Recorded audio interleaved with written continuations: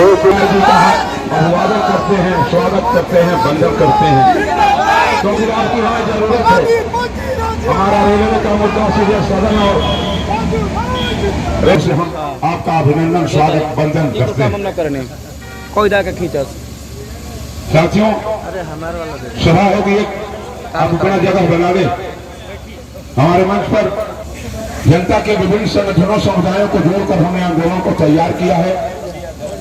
Station बचाओ संघर्ष समिति और व्यापार मंडल के तत्वाधान में यह आंदोलन आज 20वां दिन में प्रवेश कर गया है। के साथ हम ज्ञापन देते हैं कि अगले सदन में हमारी आवाज सदन में गूंजेगी और रेवती स्टेशन के नाम सदन को बाधित होना पड़ेगा। इंकलाब जिंदाबाद, इंकलाब जिंदाबाद।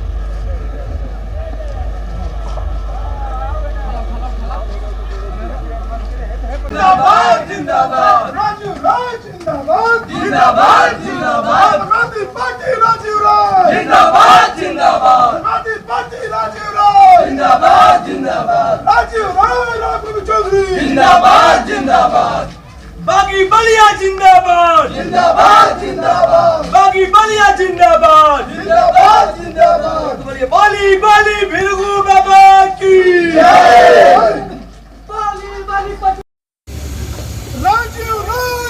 धन्यवाद संचालक महोदय।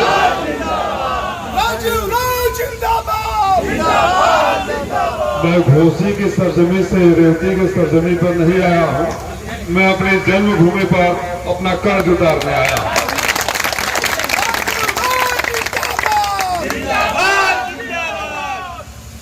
रेलवे स्टेशन बचाने के लिए संघर्ष समिति व्यापार मंडल के सारे बहादुर साथियों, भाई कनक पांडे जी, सुनील सिंह जी, हमारे साथ पार्टी के वरिष्ठ नेता उपाध्यक्ष भाई कामेश्वर सिंह जी, राजन कनौजिया जी, गिरिबलवान जी,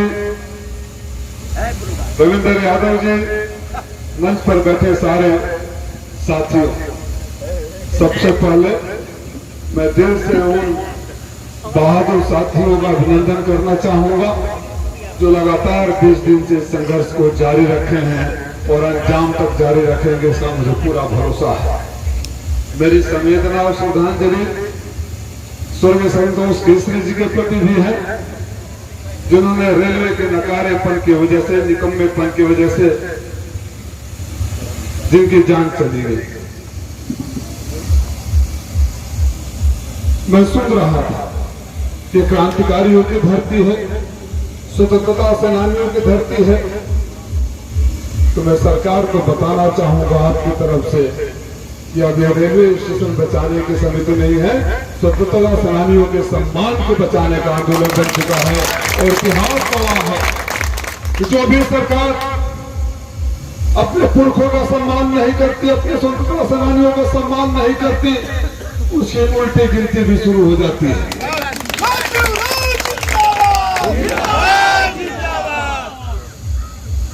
मैं आपको अपनी पूरी पार्टी की तरफ से वचन देने आया हूं।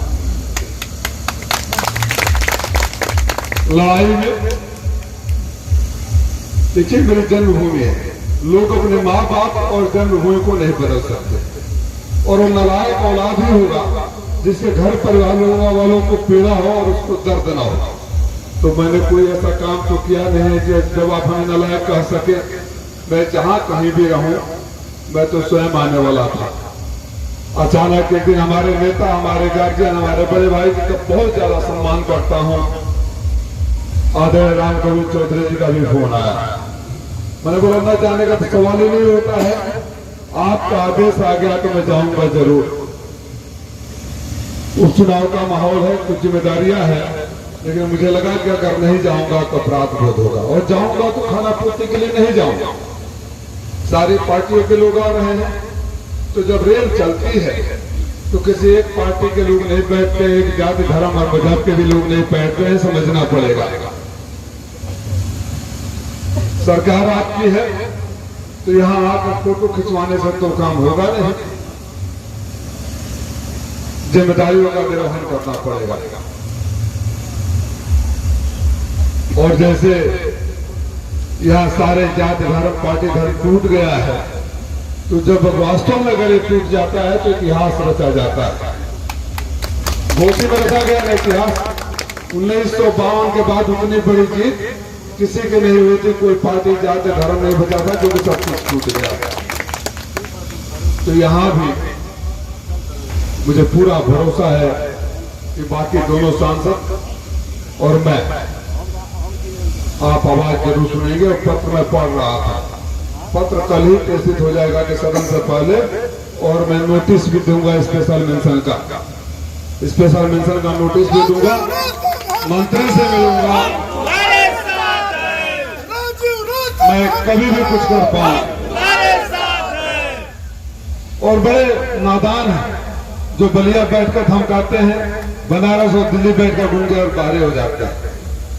बता दीजिएगा कनक पांडे जी, इस योग तुम पता नहीं कहां से आए हो, लेकिन जिस धरती पर आए हो, जिस धरती पर धमकाने की बात करते हो, यहां से हमने बहुत लोगों को नंगे करके पैदल भी भेजा है।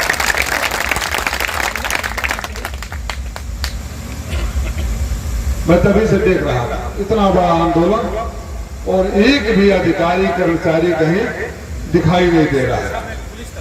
सुरक्षा में एक पुलिस तक नहीं होगा। अभी मैं एसपी से बात करूंगा।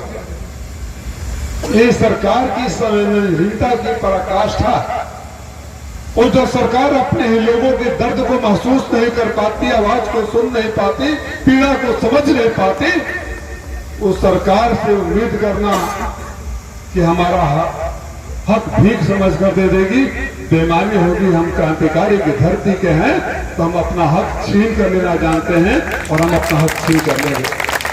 अगर हमने इसको अपनी भावनाओं से जोड़ दिया है, इस बात सिर्फ स्टेशन की नहीं है, बात इस क्रांतिकारी धरती के स्वतंत्रता सेनानियों के सम्मान का है,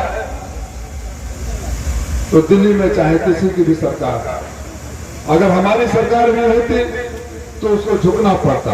खैर हमारी सरकार होती तो हम लोगों ने देखा है कि आंदोलन की जरूरत बहुत कम पड़ती है, क्योंकि जो सत्ता में बैठे लोग, जिनके अंदर मानव संवेदना होगी, एक साथी मर गया, दूसरा 2 दिन पहले हॉस्पिटल में थे, दूसरा साथी भूख हड़ताल में बैठा हुआ है, और कोई अधिकारी यहाँ दिखाई न दे,